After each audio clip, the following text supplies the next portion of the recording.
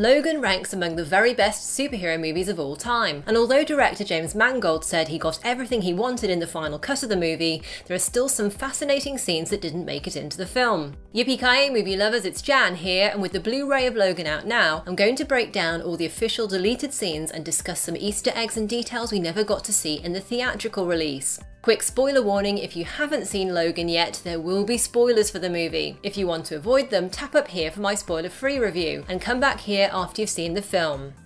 There are a couple of cutscenes involving the mutant children that Laura and Logan met at Eden. First up is a scene with Bobby, a young mutant with electrical powers, who has an action figure of Sabretooth and another of Wolverine. Bobby asks Logan if Sabretooth was ever real. Logan explains to Bobby that some of it was true, and that Sabretooth was real, and that both he and Victor were developed as part of a weapons program just like Bobby was. The scene is a nod back to X-Men Origins Wolverine, where we saw Wolverine and Sabretooth's early history as brothers. The scene also has an added bit of hidden meaning, as we know from Bobby's file that the DNA source for his electrical powers comes from Christopher Bradley, aka Bolt, and it was Sabretooth who killed Chris Bradley in Origins Wolverine. There's also a tender moment when Bobby tries to convince Logan that he's doing good in the world now despite any bad things he might have done in the past. And I feel that this deleted moment would have made the scene later when Bobby is holding the Wolverine action figure at Logan's funeral even more poignant.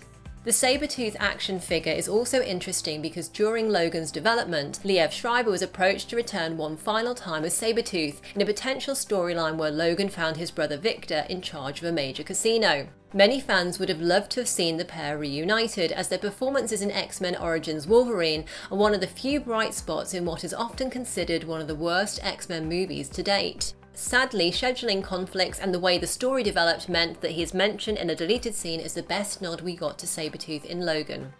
Now, there's a pretty dark deleted scene involving one of the other mutant kids who director James Mangold has called the Puppetmaster. This child uses his powers of mental manipulation to stop a Reaver who's chasing him by making him turn on and shoot his fellow Reavers. And in an even darker twist, the child then makes that same Reaver turn the gun on himself. After Caliban blew himself up, there was a deleted extended death scene where, although badly injured, he managed to get out of the truck and crawl towards Logan. In that scene, Logan and Laura lock eyes with Caliban before he's finally overcome with his injuries, and they walk away. I think this extended scene was probably better left out, as it was fairly clear in the film that Caliban wasn't going to survive after dropping a couple of grenades near himself. And if the scene had been in the film, it would no doubt have seemed odd or even somewhat callous that Logan took Charles but not Caliban with them. However, this cutscene does give a little closure to Caliban's story, and maybe highlights that his sacrifice wasn't in vain and was acknowledged by both Logan and Laura. Actor Richard E. Grant felt rather underused in Logan. However, there's a little extra deleted scene with Dr. Rice, where Pierce shows him that he's uncovered some coordinates to a location in the Badlands, a reservation on the border that's also in an X-Men comic. We then discover that Rice is holding hostage a nurse who worked at Alkali Transigen and demanding she explain the meaning of the comic book and the coordinates. Although not totally necessary, the scene does give a touch more screen time to Richard E. Grant and fills in a likely explanation for how Pierce and Rice knew where to find Laura and the other refugee mutant children. A deleted scene which didn't really affect the final film sees Logan, Laura and Charles pulled over by a police officer for speeding after leaving the casino at Oklahoma City.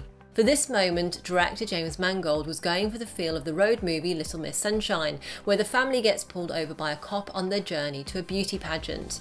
Although this scene is a little humorous and includes Laura acknowledging Logan as her father, the scene was nearly 2 minutes long and it's easy to see why it got cut.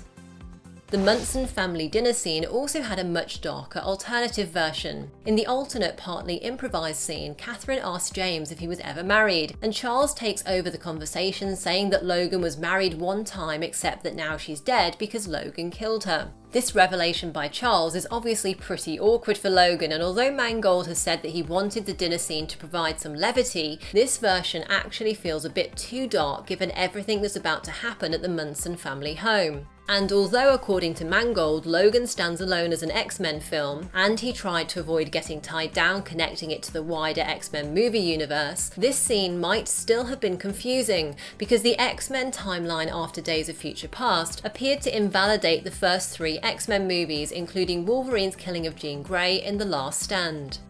So what do you think about the deleted scenes, and were there any you think should have been in the movie? And which X-Men movie or TV series are you most looking forward to next? I'd love to hear your thoughts in the comments below. And if you enjoyed this video, don't forget to give it a thumbs up, and you can also check out more Logan deleted scenes and concept art in this video right here. And I'll also have new Wonder Woman videos coming up this week, so make sure you subscribe. Thanks for watching and see you next time. Yippee-ki-yay, movie lovers!